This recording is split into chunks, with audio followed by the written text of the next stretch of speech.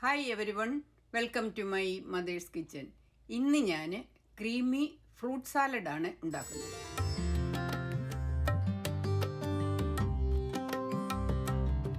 ആദ്യം ഫ്രൂട്ട്സിൽ ചേർക്കാനുള്ള ക്രീമാണ് ഉണ്ടാക്കുന്നത്. അതിനെടുത്തിരിക്കുന്നത് 8 ഔൺസ് ക്രീം ചീസ്, അത് റൂം ടെമ്പറേച്ചറിലായിരിക്കണം. 1.5 cup half and half, 1 cup heavy cream, 1/2 cup condensed milk. Cream ആദ്യം ഉണ്ടാക്കി വെച്ചാൽ ഫ്രൂട്ട്സിന്റെ നിറം മാറി ബ്രൗൺ ആകുന്നതിന് മുൻപ് തന്നെ ക്രീം ചേർക്കാം. ഫ്രൂട്ട്സ് ചേർക്കുമ്പോൾ നമുക്ക് അവൈലബിൾ ആയിട്ടുള്ളതും സീസണൽ ആയിട്ടുള്ള ഫ്രൂട്ട്സും അതുപോലെ തന്നെ കമ്പാറ്റബിൾ ആയിട്ടുള്ള ഫ്രൂട്ട്സുമാണ് നമ്മൾ ചേർക്കേണ്ടത്.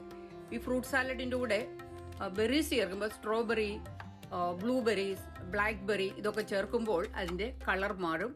അതുപോലെ തന്നെ മെലൻസും ഉപയോഗിക്കാതിരിക്കുന്നതാണ് നല്ലത്.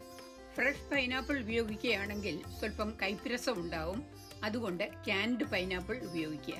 എല്ലാം ഫ്രഷ് ഫ്രൂട്ട്സ് ഉപയോഗിക്കണമെന്ന് നിർബന്ധമില്ല. ക്യാൻഡ് ഫ്രൂട്ട്സ് ആണെന്ന് വരികിലും യാതൊരു കുഴപ്പവുമില്ല. ആപ്പിൾ അരിഞ്ഞ് പുറത്ത് വെക്കുകയാണെങ്കിൽ പെട്ടെന്ന് ബ്രൗൺ ആകും. അതുകൊണ്ട് ഒന്നുകിൽ ലാസ്റ്റ് അരിഞ്ഞ് ഫ്രൂട്ട്സും ക്രീമുമായിട്ട് മിക്സ് ചെയ്യുന്നതിന് ശേഷം അരിഞ്ഞ് ഇടുക.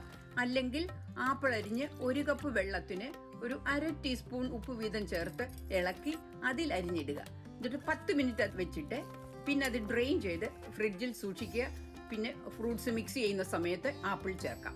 ഫ്രൂട്ട്സ് എടുത്തിരിക്കുന്നത് 1.5 cup grapes, 1.5 cup pair, 1.5 cup pineapple, 1.5 cup peach, 1.5 cup apple, 1.5 cup mango.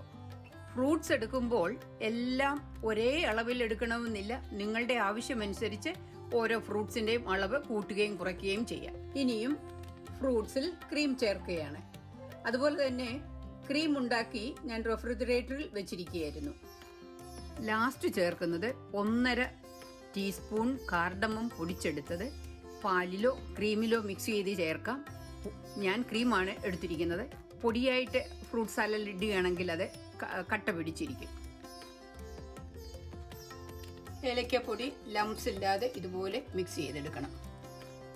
ഇപ്പോൾ ലിക്വിഡിയായിട്ടാണ് തോന്നിക്കുന്നതെന്ന് വരികിലും റെഫ്രിജറേറ്റ് ചെയ്ത് കഴിയുമ്പോൾ നല്ല തിക്കായിരിക്കും. ഫ്രൂട്ട് സാലഡ് ക്ലിംഗ് റാപ്പ് കൊണ്ടോ ഫോയിൽ പേപ്പർ കൊണ്ടോ അല്ലെങ്കിൽ ഇതുപോലെയുള്ള ലിഡ് കൊണ്ടോ മൂടി റെഫ്രിജറേറ്ററിൽ 1-2 മണിക്കൂറെങ്കിലും മിനിമം വെക്കുന്നത് നല്ലതാണ്. ഇതുപോലെ ഫ്രൂട്ട് സാലഡ് ഉണ്ടാക്കി ഓവർനൈറ്റും റെഫ്രിജറേറ്ററിൽ വെക്കാം. യാതൊരു കുഴപ്പവും വരികയില്ല. ഞാൻ ഈ ചെയ്തതുപോലെ ഉണ്ടാക്കുകയാണെന്ന് വരികിൽ വളരെ ടേസ്റ്റി ആയിട്ടുള്ള ക്രീമി ഫ്രൂട്ട് സാലഡ് ഉണ്ടാക്കാം. നിങ്ങൾക്ക് എല്ലാവർക്കും ഇഷ്ടപ്പെടും. അതുപോലെ തന്നെ ഞാൻ ചെയ്യുന്ന വീഡിയോകൾ നിങ്ങൾക്ക് ഇഷ്ടമാണെന്ന് വരികിൽ യൂട്യൂബിൽ സബ്സ്ക്രൈബ് ചെയ്ത് ഈ ചാനൽ സപ്പോർട്ട് ചെയ്യുക.